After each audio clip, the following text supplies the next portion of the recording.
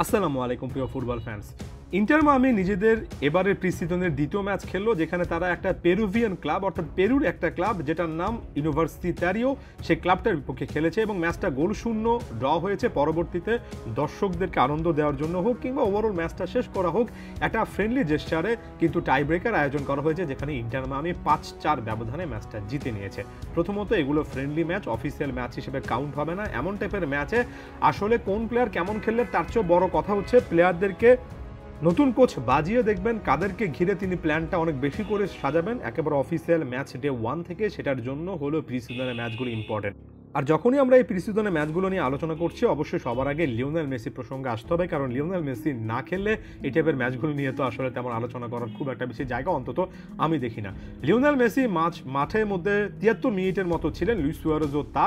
Messi তার জায়গা থেকে বেশ কয়েকটা ড্রিবল অ্যাটেম্প করেছেন, সাকসেসফুল হয়েছেন। তবে এখন পর্যন্ত স্বাভাবিকভাবে একেবারে নর্মালভাবেই বলছি, খুব একটা বেশি মেসি লাইক ম্যাজিক্যাল জিনিসগুলো দেখা যাচ্ছে না। লুইস সুয়ারেজের ক্ষেত্রে ব্যাপারটা একই রকম এবং এটা ওই যে বললাম খুব স্বাভাবিক একটা ব্যাপার। আসলে সময় লাগবে, আস্তে আস্তে মানিয়ে নিতে সময় লাগবে। একটা লম্বা ব্রেকের পরে তারা আরও একবার খেলছেন এবং এটা মেসির ক্ষেত্রে যেমন প্রযোজ্য তেমনি সুয়ারেজের ক্ষেত্রে প্রযোজ্য। গেম টাইম যে দিচ্ছেন এবং তারা যে ওই সময়গুলো উপভোগ করছেন, সেটাই এই মুহূর্তে সবচেয়ে ভাইটাল। তবে একই সঙ্গে ইন্টার মায়ামির জন্য খুবই গুরুত্বপূর্ণ আরও একটা ফ্যাক্টর, এটা আমি প্রায় প্রত্যেকটা সময় বলছি, এই সিজনে এসে মার্ক মাই ওয়ার্ড, এটা আরও অনেক বড় একটা ব্যাপার হবে। সেটা হচ্ছে ফাইনাল থার্ডে আপনি যখন লুইস সুয়ারেস এবং লিওনেল মেসিকে একই সঙ্গে খেলাবেন, তখন হয় আপনার ফুল ব্যাক কিংবা আপনার ওয়াইড মিডফিল্ডার বা সাইড মিডফিল্ডারদের মধ্যে একজন বা একাধিক প্লেয়াররা উপরে উঠে এসে ওভারল্যাপ করে এসে ফাইনাল থার্ডে সে কন্ট্রিবিউশনটা রাখতে হবে, যেমন জর্ডি আলবা এই ম্যাচে সেটা রেখেছেন। গত সিজনেও আলবার এই টাইপের বিশেষ করে লেফট উইংয়ে কন্ট্রিবিউশনটা অসাধারণ ছিল, এই ক্ষেত্রে এ ম্যাচও এটা দেখলাম। তবে এখানে ফাফা পিকাল্ট নামে যে প্লেয়ারটা খেলছেন, যিনি কিনা 33 বছর বয়সী হাইতি থেকে আসা একজন লেফট মিডফিল্ডার, লেফট উইঙ্গার, এমনকি ফরওয়ার্ড হিসেবেও খেলতে পারেন, সেন্টার ফরওয়ার্ড হিসেবেও খেলতে পারেন। পিকাল্টের ওভারঅল এই সিজনটাতে জার্নি কেমন হবে বা তার ওই পজিশনে আসলে যে প্লেয়ারটা খেলবেন তিনি খুবই ভাইটাল হচ্ছেন। একই সঙ্গে এ ম্যাচে আর্জেন্টাইন একজন ফুটবলার তাদেও আলেন্দে বা আলেন্দা নামে পরিচিত 25 বছর বয়সী এই প্লেয়ারটাও কিন্তু অভিষিক্ত হলেন।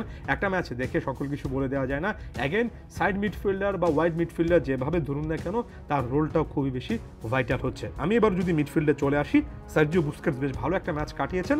তবে বুস্কেটস এবং রেডন্ডো একই একাদশে খেললে আমার কাছে যে জিনিসটা কিছুটা হলো কনফিউজিং বলে মনে হয়, যদিও রেডন্ডো বল পায় খুবই ভালো একজন ফুটবলার, সেটা মনে হয় লাইক ফর লাইক প্রোফাইল হয়ে যাচ্ছে। বুস্কেটসের পাশে অনেক বেশি energetic box to box midfielder হিসেবে আমি একজনকে দেখতে চাই, যিনি লাগাতারভাবে রান মেক করবেন, মাঠের এ প্রান্ত থেকে ওই প্রান্তে নানা এরিয়া কভার করতে পারবেন, যেমনটা ডিয়েগো গোমেজ করেছেন। গোমেজের এই প্রোফাইলটা এখানে দরকার আছে। এর আগের ম্যাচে ইয়াং প্রসপেক্ট নতুন প্লেয়ারদেরকে কিন্তু এ জায়গায় ট্রাই করেছেন কোচ। এ ম্যাচে রেডন্ডো অপশনে গিয়েছেন, বদলি হিসেবে Benjamin Kremaschi, Yannick Bright, David Ruiz, Julian Gressel অনেকে এসেছেন। তবে এই জায়গাটা অনেক বেশি করে ভাইটাল হবে, আর এমন টাইপের জায়গাগুলোতে কোন প্রোফাইলটা ব্যবহার করা হবে সেটার দিকে তাকিয়ে থাকবো।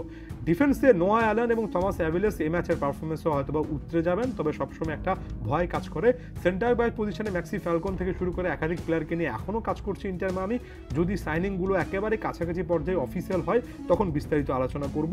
ফুল ব্যাক পজিশনেও কিন্তু এখানে অপশন আছে, মার্সেলো ওয়েগান্টের পরিবর্তে ম্যাক্স লুহান নামে ওই প্লেয়ারটা, গোলকিপার হিসেবে উস্তারি যে প্লেয়ারটা খেলেছেন সেই প্লেয়ারটা আসলে ব্যাকআপ গোলকিপার হিসেবে আছেন, ভালোই খেলেছেন। তবে ওভারঅল ডিফেন্সে ওই যে একটা স্ট্রাকচার তৈরি করাটা এখনও বাকি।